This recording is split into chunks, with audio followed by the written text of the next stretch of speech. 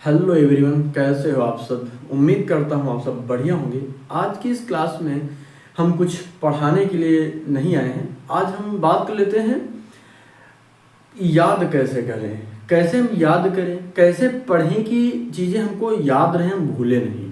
ठीक है, शुरुआत करते हैं आज के इस वीडियो की। और जो चीज़ें मैं बताने वाला हूँ, इस पूरी वीडियो को आप एक बार जरूर ध्यान से देखिएगा ताकि समझ पाइए आपकी चीज़ें हमको क्या करना है। देखिए, जो सबसे पहला जो हमारा मुद्दा होता है याद करने को लेकर, पढ़ना। लगभग सभी बच्चे पढ़ते हैं, सब लोग पढ़ते हैं, लेकिन याद नहीं होता ना। सबसे बड़ी समस्या यही आती है कि हमने पढ़ाई की, जब क्लास में बच्चों से पूछा जाता है, बच्चे बताते हैं सर हमने पढ़ाई की थी और ये पढ़े थे लेकिन भूल गए। तो क्या करें कि हम भूले नहीं, क्योंकि आपके पास बहुत सारे सब्जेक्ट रहते हैं तो सभी को याद करना, रटना आसान नहीं होता है ना। तो हम क्या करें जिससे ये चीज़ें हमको याद रहें, तो इसको हम समझने का प्रयास करते हैं। देखिए, जब भी आप पढ़ना शुरू करिए, मैं एकदम बेसिक सी चीज़ें बता रहा हूँ। जैसे मान लिया आज कोई भी पहला टॉपिक पढ़ाया गया, जैसे आज कोई भी टॉपिक पढ़ाया गया आपको, हम गणित विषय को मान लेते हैं। संख्या पद्धति में अगर आपको 4 चीज़ें बताई गई, भाज्य संख्या, अभाज्य संख्या, सम संख्या और विषम संख्या, ये 4 चीज़ें आपको बताई गई। अब आपको क्या करना है, घर आए और होमवर्क आपको दिया गया हो या ना दिया गया हो, सम संख्याएं क्या हैं और विषम संख्याएं क्या हैं, इनको इंग्लिश में क्या कहते हैं, और 1 से लेकर 50 तक में कितनी सम संख्याएं हो सकती हैं उनको लिख लीजिए, और 1 से लेकर 50 तक कितनी विषम संख्याएं होती हैं उनको लिख लीजिए। उसके बाद जितनी भी अभाज्य संख्याएं होती हैं 1 से लेकर 20 तक में या 50 तक में, वो लिख लीजिए। 1 से लेकर 30 तक में जितनी भी भाज्य संख्याएं होती हैं ये लिख लीजिए। इससे क्या होगा, आपका एक रिवीजन होता रहेगा। जो भी पढ़ाया जाए स्कूल में उसे घर आकर एक बार जरूर पढ़ा करें। आप किसी भी क्लास में हो, कक्षा 5 से लेकर मैं कक्षा 12 तक के सभी बच्चों के लिए ये बातें बता रहा हूँ। किसी भी क्लास में हैं आप, तो आप जब तक ये काम नहीं करेंगे आपको याद करना बहुत कठिन लगेगा, क्योंकि सिलेबस बहुत बड़ा होता है। सभी चीज़ों को रटना आसान नहीं है, क्योंकि अगर आप चीज़ें रट लेते हैं, कुछ चीज़ों का रटना आसान होता है, लेकिन सभी चीज़ों को, सभी टॉपिक्स को, सभी विषय को, सभी क्वेश्चन आंसर को नहीं रट सकते हैं, और ये बहुत बड़ा टॉपिक हो जाएगा। फिर चीज़ों को समझने का प्रयास करना है, जितनी ज़्यादा चीज़ें हो सके उनको समझ लीजिए। जो चीज़ें, जैसे आपको अगर कहा जाए कोई सूत्र है, सूत्र तो आपको रटने पड़ेंगे। जैसे जल का सूत्र है H2O, तो इसे आप 2-3 बार पढ़ेंगे तो वैसे भी याद हो जाती हैं, चीज़ें बेसिक वाली हैं। तो उम्मीद करता हूँ ये चीज़ें आपको समझ में आ रही होंगी। अब क्या करना है, जैसे जो चीज़ क्लास में पढ़ाई गई है उससे क्या करना है, आपको उसे घर आकर पढ़ना जरूर है। सभी विषय की मैं बात कर रहा हूँ, सभी विषय आपको पढ़ने हैं। जैसे हिंदी में जो कुछ भी पढ़ाया गया है, विलोम शब्द, पर्यायवाची, तद्भव, तत्सम, जो भी चीज़ें आपको पढ़ाई गई उनको एक बार घर आकर जरूर रिवीजन करिएगा सोने से पहले। उसके बाद जो भी कल पढ़ाया जाने वाला है, फिर से ध्यान से समझिएगा, सुनिएगा, जो भी कल पढ़ाया जाएगा, यानी आज जो पढ़ाया गया वो आपने आके घर में पढ़ लिया। अब जो कल पढ़ाया जाएगा उसको क्या करना है, एक बार पहले से खुद से पढ़ के जाना है। एक बार खुद से पहले से पढ़ के जाना है। इसमें क्या होगा, लगभग चीज़ें आपकी पढ़ी हुई होती हैं। जैसे हम कक्षा 5 में पढ़ा चुके हैं जो चीज़ें, अब कक्षा 6 की शुरुआत करेंगे कल से, तो कक्षा 6 में जो चीज़ें पढ़ेंगे कक्षा 5 से लगभग जुड़ी हुई चीज़ें ही मिलेंगी वहाँ पे भी आपको। तो वो चीज़ें भी आपको ध्यान से समझना है, ठीक है।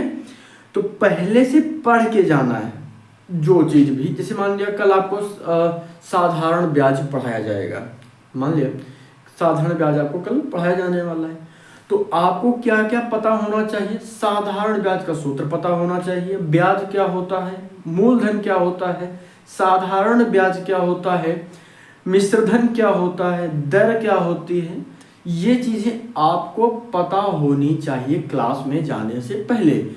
जब क्लास में टीचर आए, पढ़ाना शुरू करें, इससे पहले ये चीज़ें आपकी तैयार होनी चाहिए, ठीक है।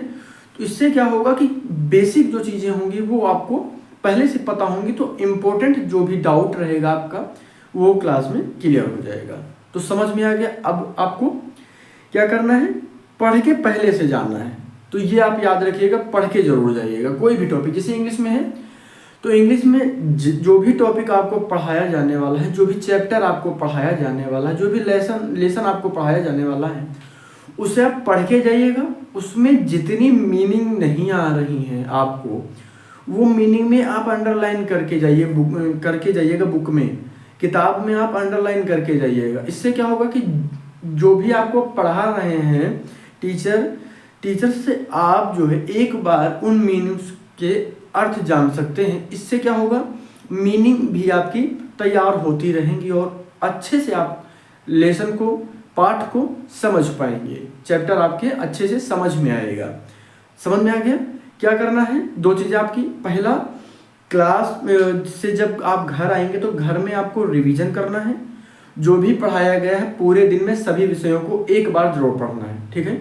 दूसरा, अगले दिन सुबह एक बार जो पढ़ाएगा उसको एक बार रिवाइज करके वो पढ़ लेना जो कि अगले दिन पढ़ाया जाने वाला। जैसे मान लिया हमको आज सुबह क्लास में जाना है, तो आज सुबह जो भी चीज़ें पढ़ाया जाएगा, जो भी टॉपिक पढ़ाया जाएगा, जो भी चैप्टर या लेसन पढ़ाया जाएगा, वो हम पहले से एक बार पढ़ के जाएंगे।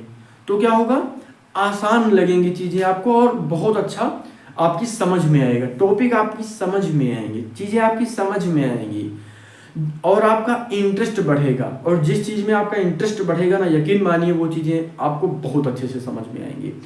जैसे हिस्ट्री में पढ़ना है, कोई किसी युद्ध के बारे में पढ़ना है, तो युद्ध जो जैसे टॉपिक पढ़ाया गया, स्वतंत्रता संग्राम से संबंधित कुछ चीज़ें पढ़ाई गई, या 1857 की क्रांति से संबंधित कुछ चीज़ें पढ़ाई गई, तो 1857 की जो क्रांति है उससे संबंधित जो कुछ प्रमुख डिटेल हैं वो आपको पहले से जानना है, जो कि आपकी बुक में मिल जाएंगी। जो भी चैप्टर आपका रहेगा वो चैप्टर आप पढ़ के जाएंगे तो बहुत सारी चीज़ें आपकी जो रहेंगी, वो डाउट जो आपका रहेगा वो क्लियर होता रहेगा। फिर उसमें आपको नहीं समझ में आएगा कि हाँ कठिन लग रहा है, कठिन नहीं लगेगा, फिर वो आसान हो जाएगा।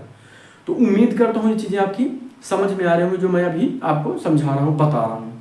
तो याद करने के लिए इससे बेहतर तरीका नहीं आपको, मुझे लगता है इससे बेहतर तरीका नहीं हो सकता। तो उम्मीद करता हूँ चीज़ें आपको समझ में आ गई होंगी। तो आपको क्या करना है, इतनी चीज़ें करना है। शाम को आके एक बार पढ़ लेना है, सुबह जाने से पहले एक बार रिवाइज करके जाना है, ठीक है। और हम कल की क्लास में बताएंगे नोट्स बनाना, नोट्स कैसे बना सकते हैं वो भी आपको बता देंगे, ताकि अभी वीडियो बहुत ज़्यादा लंबा हो जाएगा। तो ये चीज़ें आप जरूर करिएगा, इससे आपको चीज़ें याद होंगी। इंग्लिश के बारे में भी हम कल या परसों में बात करेंगे कि इंग्लिश में हम कैसे अपने आप को मजबूत करें।